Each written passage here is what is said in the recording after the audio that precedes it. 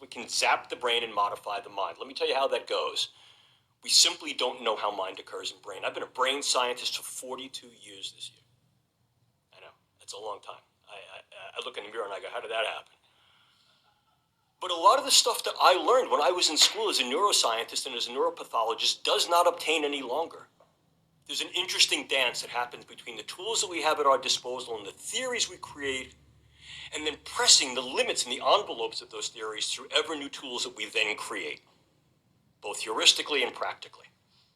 And the issue there is, are we ready for AI? Is human intelligence ready for AI? Are humans intelligent enough to engage with AI? And how will we design those systems to interface with humans?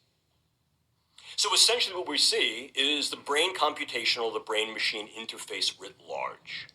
And if we look at discrete domains of where these BMIs or BCIs create new scientific and technological innovation intersections, they can be parsed into three categorical domains. Number one, those that are used to assess the structure and function of the brain.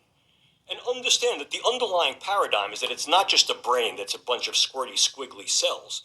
This is a brain that is embodied in an individual who is embedded in an ecology. And that ecology has a context. And the context is the military operator, the intelligence operator, either the trigger puller or the individual who is in some way contributing to the force readiness and preparedness of that military. But that's a human organism. And the question is, how can we keep that human organism functional in that particular contextual job? One way is to understand how their brain works. And if we can understand how the brain works on a variety of levels, we may be able to sidestep the proverbial hard question of the neurosciences. How does brain occur in mind? This is proverbial, realistically. If we have a large enough pattern repository of data and we can use those data, we can make maps. We don't necessarily have to know how it happens, we just have to know where. Because those maps are targetable, which then brings us to the next phase of brain-machine interfacing, which is interventional brain-machine interfacing. And these run the gamut, some things we can do peripherally that are donnable and doffable that can hook up to our physiology somatically and therefore affect our nervous system bottom up. Things that are donnable and doffable that we can put into headsets, helmets, wearables, semi-wearables, and ever more those things that are indwelling and that need not necessarily be a surgical implantation, because state of the art now is for next generation non-surgical neuromodulation. Inhalables, ingestibles, deliverables via very, very small scale units at the nanoscale that can then be segued to where they have to go in the brain and form literally vast arrays of sensors and transmitters to be able to real-time and remotely read from the living brain and write into the living brain. That sounds like sci-fi, doesn't it? It's not. This is a project at DARPA that I have the honor and privilege of working on called the N-Cube Project with my colleague Alamondi. This is a Heilmeyer catechism for a 60 calendar month evolution.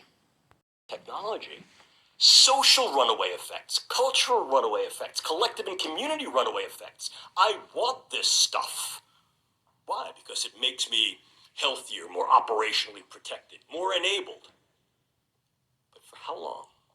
And what do we do with those who we enabled? And what do we do with those who are not enabled? And this brings us into those social domains where ethics then interfaces those things that are socially and culturally relevant. And we see these here before you. Is there some inviolability of the mental space, what the philosopher and cognitive scientist Rita Farahani refers to as cognitive liberty? We're really going into the substrate of the thing that makes us us. The essence of self, if you will. I don't care how you disguise it. What we are doing is we are scanning the brain and from that literally interpretively reading its functions, which are mind, and we are then utilizing these capabilities to then back intersect with that brain and therefore control brain structure and function, ergo mind. I don't care what kind of game you play. It's mind reading and mind control. Blatantly so. Are you listening?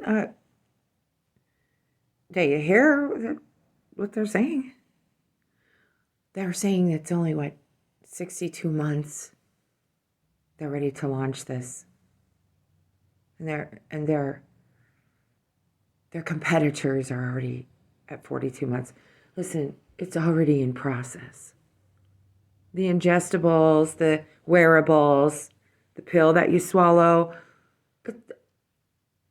they don't even need that. What are they putting over your heads every day? I got one more portion.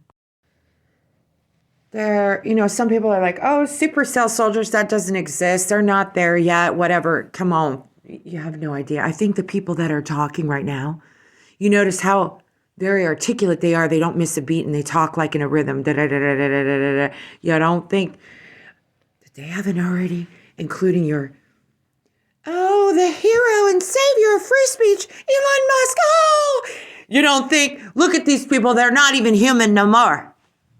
And I'm going to tell you something. They tore down the Georgia Guidestones, and I read from the Georgia Guidestones what was written in Chaldean code, that in the end times, their long-term goal was to hook up humanity in a later generation. They would hook up humanity to their brain and speech and control them. I've read it. I've shared it. That was in 2018, 2019, 2020, 21. And amazingly, the Georgia Guidestones came down because they're done. It's already completed. Those things are only there to incriminate them. It's over. Boom. Bring it down. It's done. It's completed. They have their 10 commandments of new climate cult. Oh, I'm going to just play this. To get us where we need to go for these kinds of problems. So I want to make a real quick distinction because I wouldn't be a philosopher without making a distinction at some point in my talk.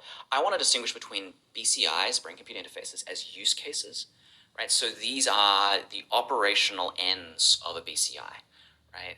At the moment, these are therapeutic use cases, an advanced prostheses, the ability to communicate, but increasingly they will be enhancement end use cases.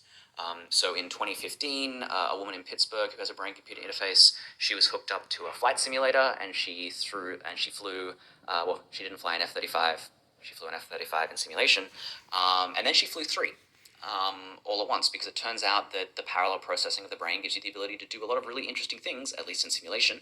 They weren't going to give her the planes, to do things that we've never been able to do before. And we can distinguish between this and BCI as a platform, right? So BCI as a thing that we put in your head that we don't necessarily know what we're going to do with it yet. And we may not know because we have a whole bunch of options, and it may depend on where you're deployed and how you're deployed and what you're deployed for. But we might also increasingly just put it in your head because we know that it's going to be needed at some point, right? When you train for a whole bunch of possible operations. And we don't just train you for one, we train you to be able to do a whole bunch of stuff, and we're not going to tell you exactly what it is we're going to do with you over your career because we don't know yet. So we might just give you a chip, right? Or, as Jim pointed out, we might give you a pill that you take that laces you with conductive materials that enable us to then develop a brain-computer interface inside you without the surgical option. And of course, that's preferable for most people because having your skull cut open is a pretty traumatic process, also I've been led to believe. The use cases here, just so we know, are obviously drone combat. I know I've had one conversation with a person here where, we don't like to say the word drones sometimes. I do want to point out, though, that sometimes our etymology really matters, right? And I will come back to this. For those of you who don't know, the etymology of robot is from the Czech term for forced labor. Sometimes we just kind of pass that as the Czech term for slave. And that'll become important in the context of BCIs. But people have been talking about drone combat using brain-computer interfaces since I presented my first paper on this in 2007. And that's actually where we met, George, was a conference that was run by Paolo Tripodi and Jessica Wolfendale. And you presented on the human terrain system, and I presented on BCIs and drone combat. And that was... They're talking real fast. You need to listen to it again. Did he not just say that robots, they want to make you into a hybrid, upgrade, an upgraded human. But robot is another term for slave labor. Wake the heck up. I'm about to. Thank you very much. You just confirmed everything that the Lord told me. Biometrics is going to run the future if you don't have your hybrid interface chip. Life. Inoculation. If you haven't been changed, you will not remain.